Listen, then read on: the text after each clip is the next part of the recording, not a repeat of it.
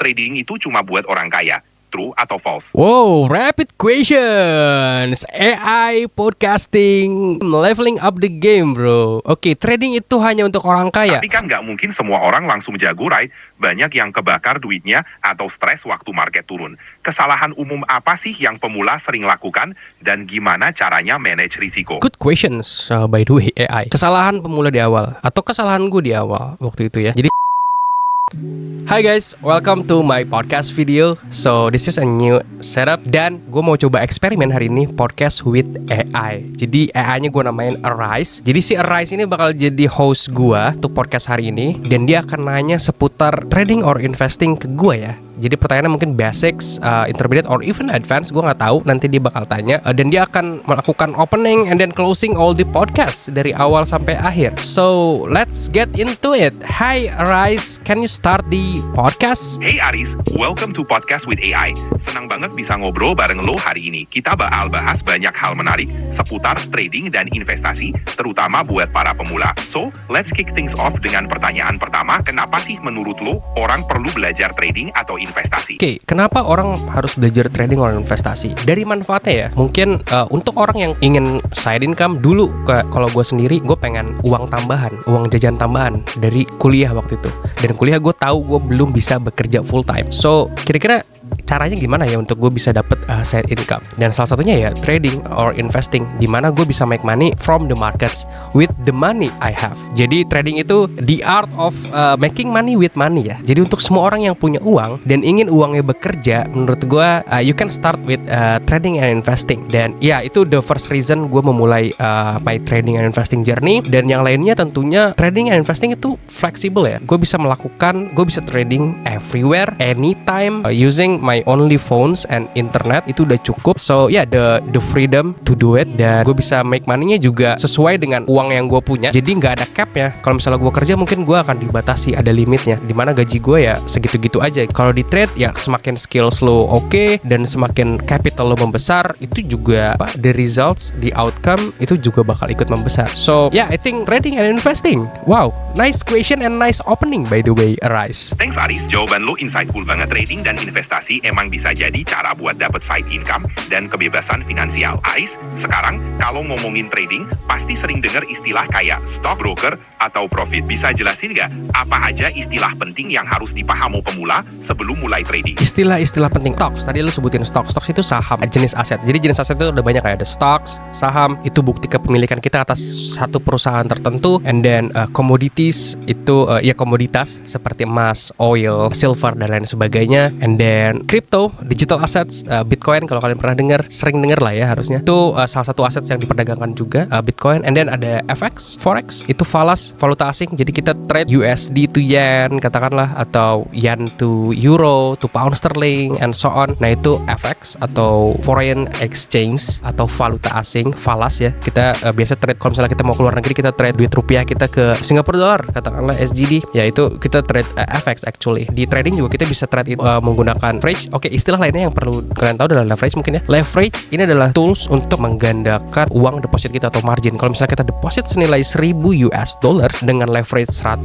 kali katakanlah, jadi kita punya buying power senilai 100.000. Kita tahu pergerakan FX atau falas tadi itu mungkin pergerakannya 0, berapa persen, 0,1%, itu udah gede banget karena emang secara volume, trading volume hariannya si FX ini bisa sampai 6 triliun, 7 triliun US dollar daily. So movement 0,1, 0,2 aja itu udah gede banget flow-nya. Jadi that's why kebanyakan FX traders itu menggunakan yang namanya leverage tadi. Ya daya ungkit lah ya untuk meningkatkan buying powers gitu, buying atau selling powers itu leverage. And then apa ya? Buy and sell, buy beli, sell jual. Tapi biasanya untuk traders futures sering menggunakan istilah long and short. Long bukan panjang, short bukan pendek. Long itu buy juga ya, tapi kalian buying the contract. Short juga sama, bukan pendek tapi jual, sell. Itu buy and sell. sell, long and short, and then take profit. Take profit kondisi dimana trade kalian running sesuai dengan arah kalian atau prediksi kalian di awal, and then akan mau coba ambil profitnya, yaitu profit taking atau take profit. And then stop loss. Stop loss itu adalah level dimana kalian meminimalisir risiko kalian untuk loss. Jadi misalnya kalian memaksimalkan loss kalian itu maksimalnya pokoknya nggak boleh lebih dari 100 US dollar. So yang kalian lakukan adalah dari 100 dolar tadi itu kalian cap tuh maksimum. Jadi ketika dia loss 100 dolar ya udah positionsnya langsung auto market close. Nah itu stop loss. Jadi ketika marketnya terus berjalan ke arah yang tidak kita inginkan, kita lossnya tidak besar. Yaitu stop loss, take profit, entry adalah area di mana kalian beli atau jual, entry point, and then maybe order type ya. Order type ada beberapa tipe order di trading seperti market order, itu ketika kalian membeli atau menjual di harga pasarnya sekarang. And then ada itu tadi instant, ada pending ya. Pending order adalah kita ingin marketnya mengeksekusi di harga tertentu yang kita inginkan. Itu pending order. Jadi ada buy limit, ada sell limit, ada buy stop, ada sell stop. Buy limit misalnya kita mau coba beli di harga yang lebih rendah dari harga pasar sekarang. Oke, harga Bitcoin sekarang mungkin terlalu mahal untuk gue beli. Gue mau coba beli dia di harga katakanlah 60.000 US dollar per satu Bitcoin. So yang gue lakukan apa? Gue buy limit satu Bitcoin di 60.000 US dollar. Jadi trading gue hanya akan tereksekusi ketika Bitcoin turun ke 60.000 US dollar. That's buy limit. Sell limit sama seperti buy limit, cuman bedanya dia jual. Jadi jual di atas ya. Tentunya kalau jual di atas market price sekarang. Katakanlah price sekarang di angka 90.000 dan kita mau jual di angka 100.000. Ya udah sell limit around 100.000. Jadi ketika marketnya ke 100.000 dia bakal auto sell sendiri. That's a pending order. Buy stop dan sell stop pun seperti itu. Bedanya untuk buy stop itu ketika kondisi price-nya kita membeli di harga ketika dia melewati harga tertentu gitu. Misalnya gua sekarang harga Bitcoin di 80.000. Gua mau beli kalau misalnya ada konfirmasi nih dia akan naik ke 85.000. Kalau dia naik ke 85.000 kemungkinan besar dia akan ke 90.000. Jadi gua hanya akan beli kalau dia naik dulu ke 85.000. Nah itu gua akan melakukan yang namanya buy stop gitu. Dan ada sell stop untuk kebalikan dan untuk menjual. So itu ya market order and then pending order. And then ya itu istilah-istilah awal yang perlu kalian punya. And then broker atau exchange adalah institusi atau lembaga di mana kita melakukan deposits and withdrawal, mengeksekusi tadi ya buy and sell-nya. Nah untuk beberapa market seperti FX and commodities mungkin kalian perlu platform lain ya seperti MetaTraders, Traders and everything. Itu ada platform terpisah tuh. Jadi broker untuk kalian deposit and withdrawalnya, nanti broker akan memberikan credential account atau trading account login yang kalian bisa pakai nanti login di platform trading, yaitu adalah MetaTrader. Nah itu untuk FX and commodities. Kalau kripto biasanya langsung ya kalian di satu aplikasi deposit, withdrawal dan trading. Itu untuk kripto. Istilah yang perlu kalian tahu. Oke, mungkin yang lain ya. Bid ask, spreads. Spreads adalah selisih antara bid and ask. Jadi bid and ask itu harga pembelian dan harga penawaran, tapi dari sisi broker gitu. Ketika kita beli, kita dapatnya overprice-nya si broker atau ask price-nya si broker gitu. Harga jual. Jadi nanti ada dua harga guys, harga bawah dan harga atas. Ketika kita beli, kita dapatnya harga yang atas. Makanya nanti ketika posisinya tereksekusi, kita langsung kelihatan floating negatif. Karena kalau kita close, kita akan close menjualnya di harga yang bawah. Jadi ada dua price yang selalu berjalan seperti ini. Itu ada selisihnya dikit lah. Kalau misalnya FX itu around 1 pips, 2 pips. Oke, pips itu adalah point in percentage. Itu adalah nilai poin terkecil pergerakan ticks poin dari si aset tertentu. Kalau misalnya FX katakanlah kita bilang Euro USD katakanlah 1.00010 bergerak ke 1.00020. Nah itu ada pergerakan 1 pips tuh. Nah ada selisih. Kalau misalnya bid and ask-nya bedanya 1 pips, ya udah bedain 1 pips. Kalian bakal langsung floating negatif 1 pips. Jadi jangan kaget ketika kalian mulai trade, kok gue langsung merah aja. Itu spread ya. Dan itu how brokers and exchanges actually makes money. Ya dari spread and commission. Di setiap kalian trade juga itu setiap broker itu memiliki commissionsnya sendiri-sendiri, fee-nya sendiri-sendiri. Katakanlah misalnya per lot ada yang membebankan sekitar $7 per lot. Nah, ketika kalian trade satu lot, ya $7 langsung ditarik gitu, langsung negatif. Ya, I think itu sudah sangat cukup beberapa istilah awal dan mungkin malah agak terlalu dalam ya tadi beberapa. Ya, I think that's it. Aris, nice question by the way. Keren banget penjelasannya Aris. Pasti pendengar kita makin paham sama istilah-istilah dasar trading. Banyak yang bingung antara trading sama investing. So Aris, apa bedanya dari segi mindset, time frame, dan potensi risikonya? Trading versus investing ya? Yap, betul. Perbedaan dari segi mindset, time frame dan potensi risiko antara trading dan investing.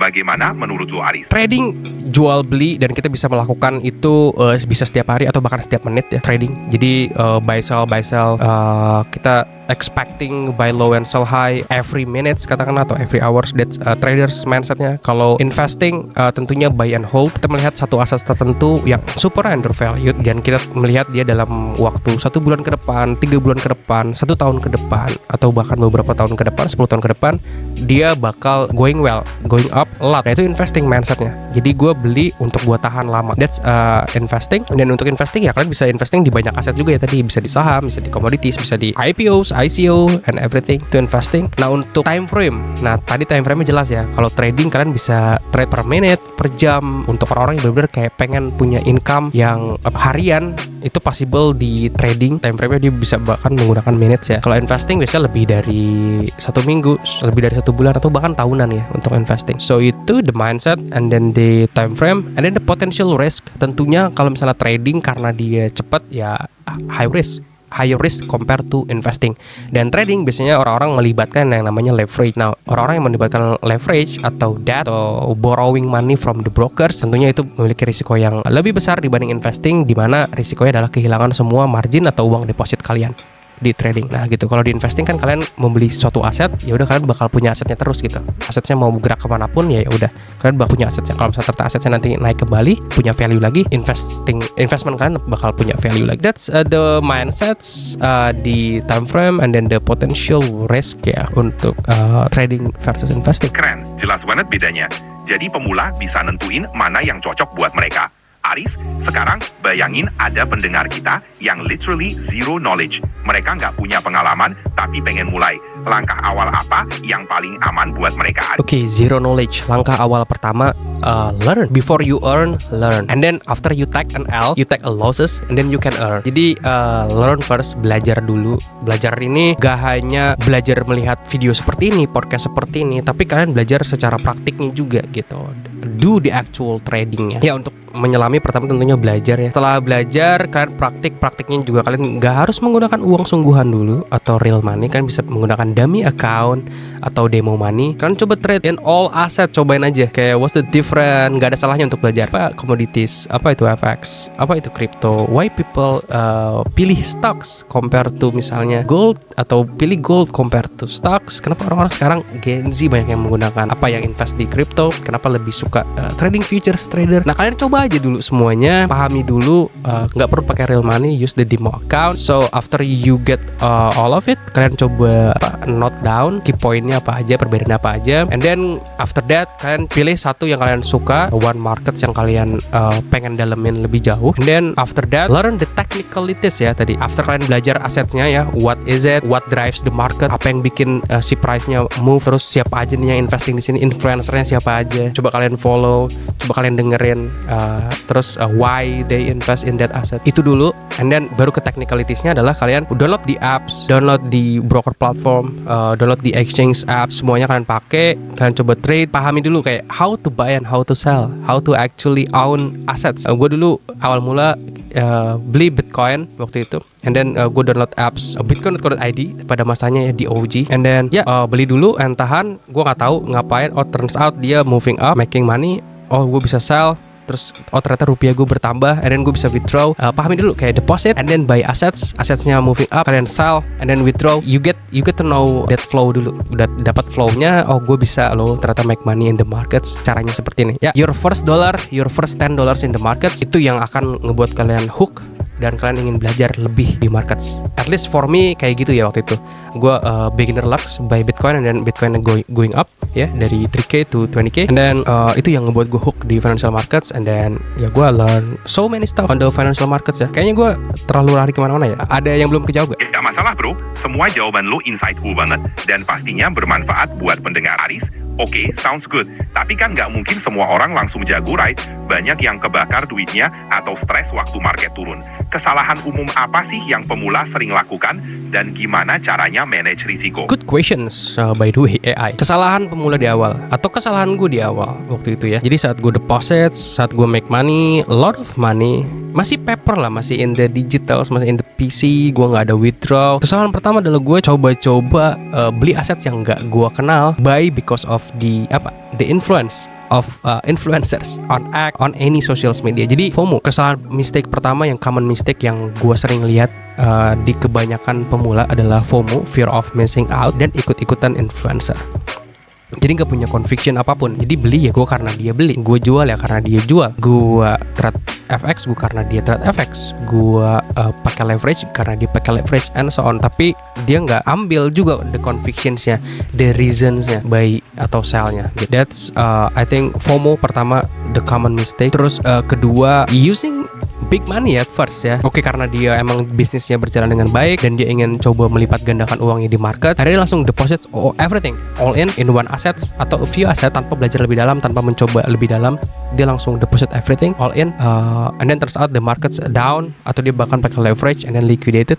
Jadi everything's gone, minutes gitu, karena dia mungkin nggak ngerti leverage. Turns out rata kanan semuanya, pakai 100x leverage, jadi ada movement 1% against him, langsung kehilangan semuanya. I think FOMO first, and then kedua langsung all in, nggak ada proper risk management. Nah, ketiga ya tadi yang pertanyaan lo tadi, gimana cara mengatur risikonya. First, before justru deposit with real money, tadi gunakan demo money dulu. You try everything dengan demo money. Coba demo lu grow dulu lah demo money-nya, atau lu abisin demo money-nya. Kenapa bisa habis, kenapa bisa grow, coba lu catat semuanya gitu. And then after that baru bisa deposit small money first ya gitu, untuk ride the psychology stuff. Ketika kalian lost, kalian bakal merasa apa sih? Ketika kalian winning money, kalian bakal merasakan apa sih? All the emotions. Kalian coba feel the markets with real money, dan ya pelan-pelan nanti naikin the money-nya. When you get your strategy, when you learn all the risk management, and then you know and self-aware with yourself psychologically, nah mungkin dari sana kalian bisa coba start increasing your own capital, your own deposits. I think itu dulu untuk awal. Itu tips yang sangat berharga, Aris. Pemula pasti bisa lebih siap menghadapi risiko dengan langkah-langkah itu. Aris, alright Aris, sebelum kita lanjut, gue mau bikin mini game, Turan True or False Trading Edition.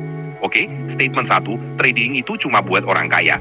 True atau false? Wow, rapid questions. AI podcasting, increasing the game, leveling up the game, bro. Oke, trading itu hanya untuk orang kaya. False. Everyone, gue dulu start trading, gue bukan orang kaya, justru karena gue poor, gue pengen belajar, gue pengen earn money. I think starting poor itu adalah privilege ya untuk di markets. Biasanya orang yang start dari kaya duluan, gak ngerti markets, justru malah burn a lot of money, I think. So, emo false for that. Great answer. Memang trading bisa dimulai siapa aja, nggak harus orang kaya. Ais, lanjut ke statement 2. Kita harus mantengin chart 24 jam sehari supaya sukses. True atau false? False. Banyak investor yang hanya melihat markets in the Asian sessions and that's it. Terus dia langsung set and forget, buy limit, sell limit, put the orders, and then tunggu the trades going to targets or stop loss, and then that's it. Balik lagi besok in the Asian, kayak bekerja aja sih. Biasanya trader punya block time-nya sendiri-sendiri, bisa bekerja di Asian sessions, bisa charting di London session, bisa executions di New York sessions, and so on. Betul banget Aris, nggak perlu mantengin chart terus, yang penting punya strategi yang jelas. Aris, last one, statement 3, investasi reksadana lebih aman daripada langsung beli saham. True atau false?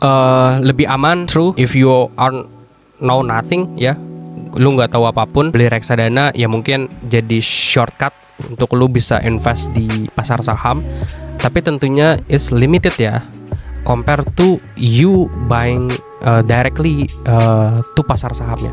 Jadi reksadana ya basically lu beli saham tapi uang lu di manage oleh funds manager gitu, dan tentunya ada profit sharing, ada management fee, jadi your returns is not that big ya, compare to you lu langsung beli sahamnya, dan lu nggak akan learn so many stuff ya, so many things. Kalau lu emang tujuan adalah holistically lebih luas lagi, dan lu emang mau trading and investing long term, gue advise you not to buy reksadana. Tapi untuk awal lu coba-coba untuk melihat reksadana seperti ini to feel the markets, go on. I think buying directly atau saham stocks itu akan lebih meaningful for you. You will learn a lot more. You'll get a lot more. The risk to reward is too good ya. Kalau misalnya kalian langsung ke markets, you will learn a lot of things. Yeah, that's my answers. Great insights, Aris. Emang bener, reksadana bisa jadi langkah awal, tapi belajar langsung ke pasar saham pasti lebih banyak yang bisa didapat. Aris, nice clarifications. Sekarang kalau mau naik level dikit, orang-orang suka ngomongin technical analysis atau fundamental analysis. Strategi apa yang lo rekomendasiin buat pemula? Any favorite tips or resources? AI is too good bro with the questions. So technical analysis and fundamental analysis untuk pemula, gue sarankan untuk belajar dulu mengenai asetnya, which is the fundamentalnya ya. Asetnya itu apa sih? Yang kalian beli itu apa? Know the assets, all the fundamental stuff lah.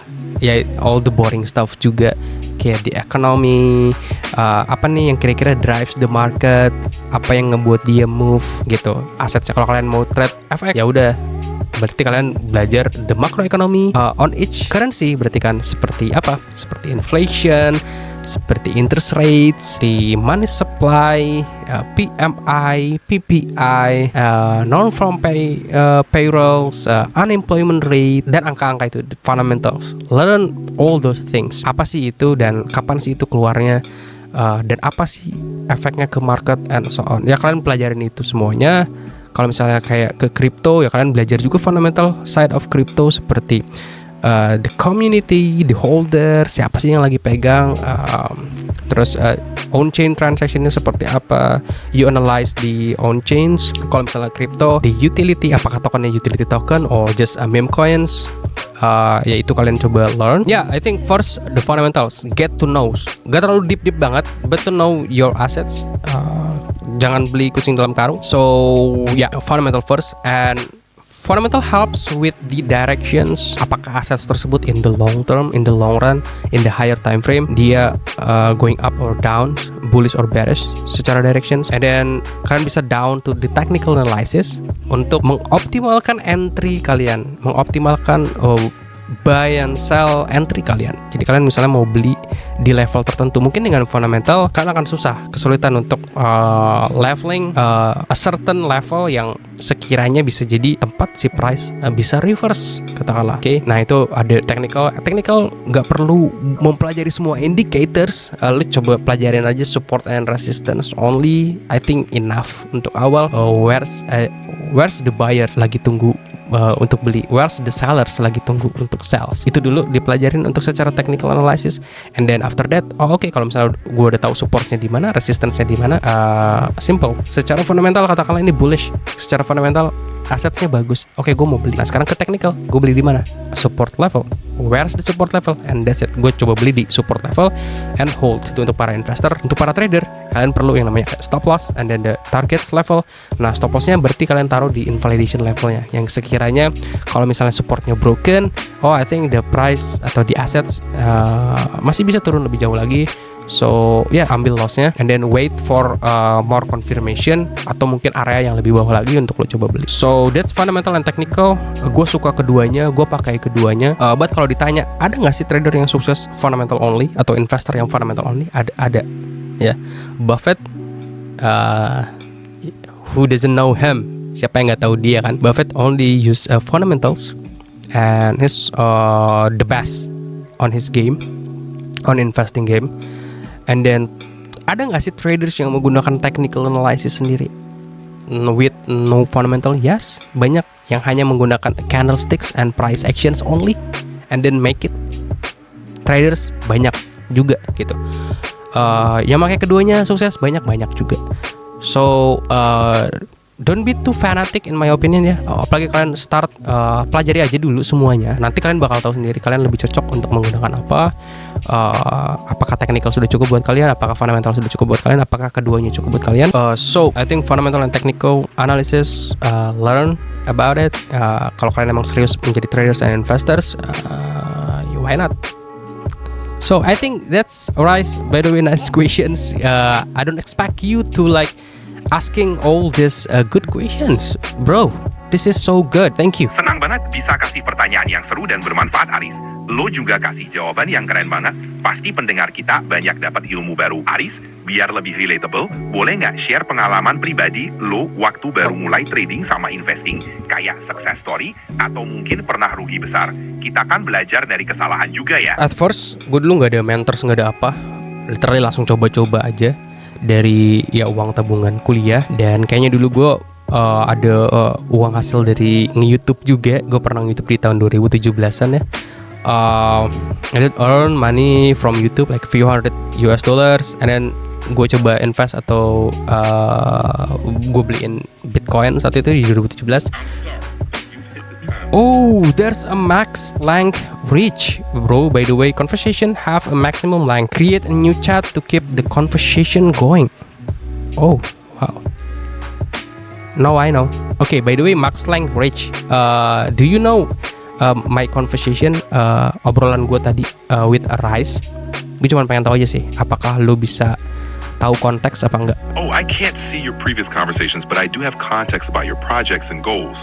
So if you have specific questions or need help with something related to your discussions with Arise, feel free to let me know. Okay, I guess no. So yeah, thank you Arise for the like questions and everything. Tadi balik lagi ke story. Jadi untuk story gue sendiri, ya gue start dari, gue kayaknya udah sering banget ngejawab ini di beberapa podcast orang juga ya. Start from 2017, buy the Bitcoins and then Bitcoin going up. Ya 2017 itu my first beginner luck, dan itu bull run pertama kripto yang gila, dari around 3k ke 20.000. So that's the first rally yang gila, dan akhirnya gue ngeliat kayak oh wow, rupiah gue naik gitu, my investment growing. So from there on, gue mulai hook. Oh, oke nih, this is I think the things that gue mau coba deep dives, gue mau coba dalamin lebih dalam lagi. So ya itu my first journey. Gue dapat uang banyak mungkin di 2017 saat itu ride the waves, but gue lose almost everything di 2018 saat marketnya crash. So dan gue pertama kali coba kayak futures markets, leverage and stuff, kayak menggunakan 100x leverage, rata kanan and everything 2018, dan lose almost everything bro, liquidity. Jadi that's my first journey, beginner luck, dapat uang banyak banget and then lose almost everything, jadi balik lagi ke nol. So round trip itu my first journey, dan I think almost all traders I know itu mengalami hal itu ya. Jadi they win back and then lose almost everything, balik lagi ke nol, and then learning more, and then balik lagi ke markets, and then make money lagi, and then lose money lagi, and so on. Personally gue kayaknya round trip udah kayak 2 or 3 times ya in my lifetime or more. So yeah, that's my story I think. What do you think? Oh sorry, the AI is max length. So the AI is no longer asking questions. But yeah, menurut kalian gimana? AI asking me questions, terus gue jawab format seperti ini, apakah menurut kalian menarik atau tidak? Feel free to comment. And then diskusi apa lagi yang menarik buat gue sama AI, nanti gue coba diskusikan. I think for today itu dulu. Thanks for watching. Dan ya gue harap kalian suka dengan konten ini. Jangan lupa like, comment, and subscribe. Kalian suka, and then follow my social media @aryasjuangga. Gue juga banyak shares mengenai crypto, FX, markets in general, and AI. Gue lagi suka banget AI saat ini. Gue ikutin almost all the updates and using almost all the AI models.